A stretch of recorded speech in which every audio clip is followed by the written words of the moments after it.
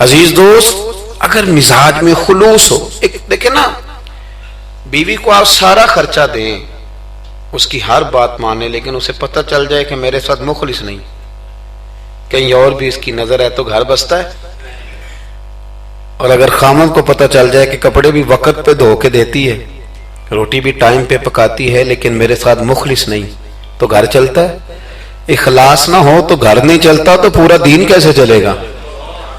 لیکن لوگ دکھاتے پھرتے ہیں اپنا، آپ بتاتے پھرتے ہیں، الجھ گئے ہیں۔ کیا ضرورت ہے ان چیزوں کی؟ اگر آپ کے اندر خوشبو ہے تو خوشبو کو تھوڑی ضرورت ہے کہ وہ بتائے کہ میں خوشبو ہوں۔ خوشبو بتایا نہیں کرتی، خوشبو آیا کرتی ہے۔ خوشبو بولیے آیا کرتی۔ امام زین العابدین، بس بات سمیٹنے لگا ہوں، امام زین العابدین حضرت امام حسین کے کربلا میں بچنے والے اکیلے شہزادے، نواس رسول، جگر گوشہ بطول، حضرت سیدنا امام زین العابدین بیمار کربلا رضی اللہ تعالیٰ عنہ۔ امام زین العابدین نا، ان کا وصال ہوا تو جب ان کو غسل دیا جانے لگا تو ان کی پشت پر موٹے موٹے نشان تھے۔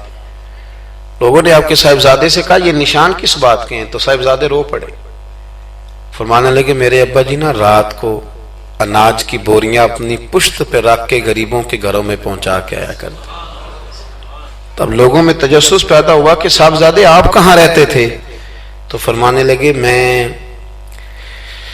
کئی دفعہ عرض کرتا تھا کہ مجھے دے دیں، میں دے آتا ہوں، تو فرمایا کرتے تھے پتر اگر تمہیں دوں گا تو پھر اس غریب کا نام بھی بتانا پڑے گا، پھر اس غریب کا نام بھی بتانا پڑے گا، تو میں اسے رسوا نہیں کر سکتا، میرا اس کا اور میرے اللہ کا راز ہے۔ یار کوئی تو نیکی ہو جو چھپی۔ ہمارے ہاں لوگ کہتے ہیں جی پہلے پتہ کرانا ہے بندہ مستحق ہے کہ نہیں، ہے نا جی۔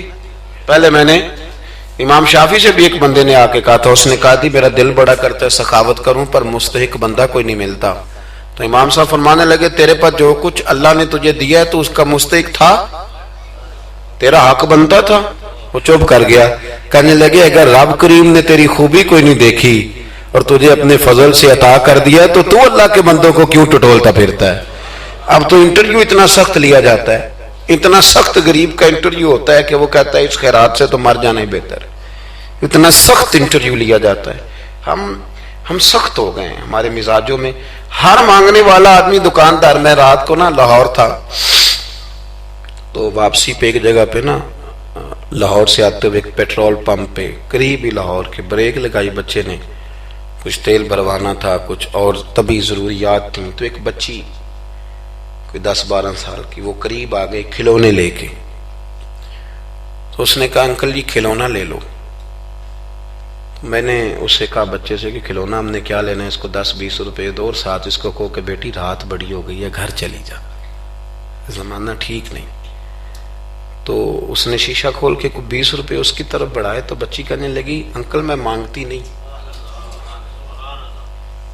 تو بیٹیاں نا، میری بیٹی کی عمر کی تھی وہ بھی، میں نے بڑی عجیب سی طبیعت میں بات اتری تو میں نے کہا بھی اس سے کھلونا خرید لو، 200 روپے کا کھلونا خریدا۔ تو اس کو میں نے کہا پتر اتنی رات کو یہاں کیوں گھومتی ہو، 10 بجنے کو ہیں اور آپ اس وقت؟ تو کہنے لگی چچا وہ سامنے کرسی پہ میرے ابا جی بیٹھے، ان کا ایکسیڈنٹ ہو گیا اور ان کی ایک ٹانگ اور ایک بازو کام نہیں کرتا۔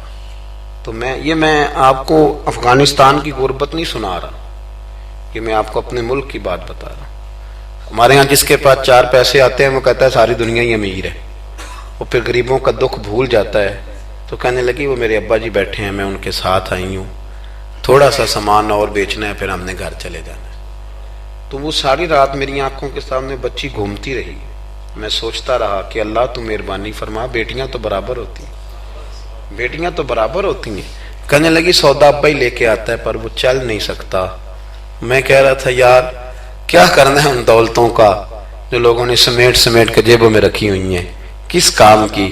بشرط یہ ہے کہ ہم تو پیسے وہاں لگائیں گے جہاں میچ ہوگا نا کپ کا، اور ہمیں مہمان خصوصی بنایا جائے گا، وہاں ہم پیسہ خرچ کریں گے۔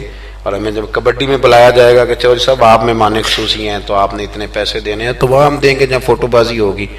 اخلاص، خلوص، للہیت، یہ حسن ہے، اس کو اپنائیے، اللہ ہمیں سمجھنے کی توفیق عطا فرمائے۔ میں مسافر سا آدمی ہوں، ابھی ایک جگہ پہ اور بھی آگے جانا ہے، یہ بھی دعا کریں کہ رات کا وقت ہے، کوئی رستہ آسانی سے مل جائے. ہم جو پروٹوکول نہ لینے والے بندے ہیں نا، انہیں رستہ بھی مشکل سے ملتا ہے. پروٹوکول والے ہوں نا جی، جماعتیں ہوں بڑی بڑی، ایک جماعت کا صدر اس کونے میں کھڑا ہے، ایک اگلے محلے میں کھڑا ہے، ایک اگلے میں، پھر ذرا آسان ہو جاتا ہے. جگہ جگہ پروٹوکول ہوتا ہے نا. بغیر پروٹوکول کے جب گاڑیاں چلتی ہیں تو پھر اندھیروں میں کھو بھی جاتی ہیں کئی دفعہ. اللہ تعالیٰ آپ کو بڑی عزتیں عطا کرے اور بہت ساری برکتیں دے. میں دعا کے بعد رخصت لوں گا، کیونکہ جب آپ ملنے کے لیے دوڑتے ہیں تو کئی دفعہ بڑی دقت ہوتی ہے کہ یار لوگ پیار کر رہے تھے کیوں نکل گئے، لیکن آگے بھی کچھ لوگ انتظار کر رہے ہیں. اللہ آپ کو سلامتی عطا کرے. اللہم صلی علی سیدنا